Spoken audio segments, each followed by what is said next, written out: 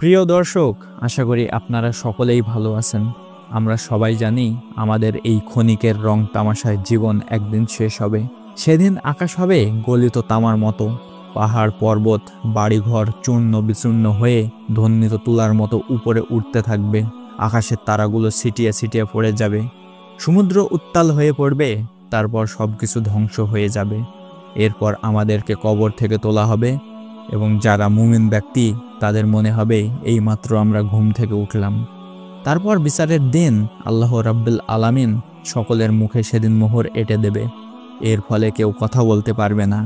শরীরের প্রত্যেকটি অঙ্গ প্রত্যঙ্গ সকলের পক্ষে এবং বিপক্ষে সাক্ষী দেবে, কথা বলবে, এবং আল্লাহ সেদিন কাউকেই অবকাশ দেবেন না। আলেম জালেম কাফের ও পাপাচারী সবাইকেই মহান আল্লাহ তাআলা জেরা করবেন। আল্লাহ হবেন সেদিন প্রধান বিচারক। সেদিন কোনো উকিল থাকবে না যে আপনার হয়ে কথা বলবে, এবং মিথ্যা বলে পালিয়ে যাওয়ারও কোনো সুযোগ থাকবে না। তারপর কুরআন এবং সহিহ সুন্নাহর অবমানকারীরা সেদিন আর কোনো রেহাই পাবে না। আমাদের সকলের উপর দিন দুনিয়ার আমলের উপর সেদিন বিচার করা হবে।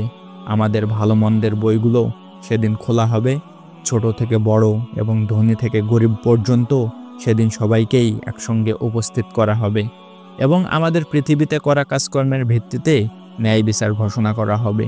চালাকির সঙ্গে নিজ স্ত্রীকে পুড়িয়ে অন্য মহিলাকে আপন করার জন্য একটি পুরুষের ন্যায় বিচার। অতঃপর সে জাহান্নামী। যেসব ব্যক্তিরা তাদের স্ত্রীদের নির্মমভাবে হত্যা করে তাদেরকে মহাবিচারের দিন আল্লাহ রাব্বুল আলামিন এভাবেই নিক্ষেপ করে শাস্তি দিবেন। তারপর গরিবের আর্তনাদ না শুনে অবৈধভাবে টাকা পয়সা অর্জন করে ফুর্তি করা একজন ব্যক্তির বিচার। অতঃপর সেও জাহান্নামী। আমাদের সমাজে অনেক মানুষ আছে যারা গরিব দুঃখীদের হক মেরে খায়, অন্যের জায়গা জমি হাতিয়ে নেয় জোর করে। সমাজে যারা দুস্থ গরিব, যারা অনাহারে দিন কাটায়, তাদের জন্য সরকারি তহবিল থেকে আসা টাকাগুলো যেসব নেতা মন্ত্রীরা আত্মসাৎ করে, বিশেষ করে সেই সব ব্যক্তিদের অবস্থা কিয়ামতের দিন অনেক কঠিন হবে তাদের শাস্তি। এরপর একটি নিরীহ মেয়েকে ধর্ষণকারী একজন ব্যক্তি, অতঃপর সেও জাহান্নামী।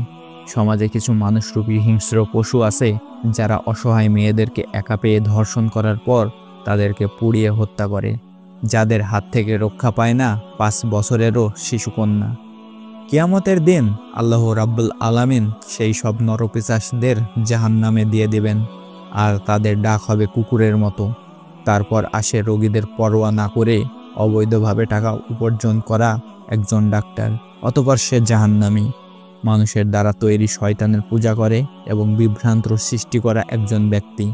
অতঃপর সে জাহান্নামী। সমাজে যারা এক আল্লাহর ইবাদত ছেড়ে বিভিন্ন মূর্তির উপাসনা করে এবং যারা শিরিক করে, তাদেরকে আল্লাহ তাআলা কখনো ক্ষমা করবেন না।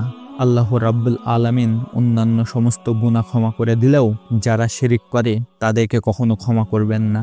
তাছাড়া যারা অন্যায় কাজ করে, অবৈধ কাজ করে, অসহায় মানুষদের আর্তনাদ শুনেও গ্রাহ্য না করে, তাদের জাহান্নামে দেওয়া হবে।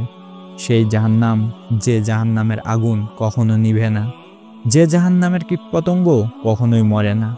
অন্যদিকে দুঃখী ও অসহায়দের সাহায্য এবং তাদের সৎ পথে চলার আহ্বান করা একজন ব্যক্তি, অতঃপর সে জান্নাতি। একজন মহিলা যিনি গরিব হলেও আল্লাহর প্রতি সন্তুষ্টি এবং তার ইবাদত করে এবং তিনি সর্বদা আল্লাহর আদেশ পালনে সক্ষম, অতঃপর সে জান্নাতি। গরিব মানুষের মুখে খাবার তুলে অসহায়দের সাহায্য করা একজন ব্যক্তি, অতঃপর সে জান্নাতি। আল্লাহর বাণী শুনে এবং মনের মধ্যে আল্লাহর প্রতি ভয় জাগিয়ে তার কাছে ক্ষমা প্রার্থনার মাধ্যমে সৎ পথে ফিরে আসা একজন মহিলার বিচার, অতঃপর সেও জান্নাতি। সৎ পথে এবং অন্যায়ের বিরুদ্ধে আন্দোলনকারী একজন যুবক যে দেশ ও সমাজের উন্নতির জন্য এবং মানুষের ভালোর জন্য নিজের জীবনকে উৎসর্গ করে দিয়েছে, অতঃপর সে জান্নাতি। যারা এই পৃথিবীতে ভালো কাজ করেছেন, আল্লাহর পথে চলেছেন এবং যেসব ভাই বোনেরা অন্যায়ের বিরুদ্ধে লড়াই করে শহীদ হয়েছেন এবং যারা নরপিশাচদের হাতে হত্যা হয়েছে, তাদের সবাইকেই এইভাবে জান্নাতে নিয়ে যাওয়া হবে। এটা সেই জান্নাত যেখানে জীবনের কোনো শেষ নেই, আরাম আয়েশে জীবন যাপনের কোনো শেষ নেই, যেটা মূলত আমাদের চিরস্থায়ী ঠিকানা। আর এদিকে দুনিয়ার এই ক্ষণিকের জীবন ছেড়ে আমাদের সবাইকেই চলে যেতে হবে। তাই আমরা সকলেই আল্লাহ তাআলাকে ভয় করে চলার চেষ্টা করব। আমিন। তো প্রিয় দর্শক, ভিডিওটি কেমন লাগলো অবশ্যই কমেন্ট করে জানাবেন। যদি ভালো লাগে তাহলে একটা লাইক করে বন্ধুদের সাথে শেয়ার করে দিবেন, আর সাবস্ক্রাইব করতে ভুলবেন না যেন। আল্লাহ হাফেজ।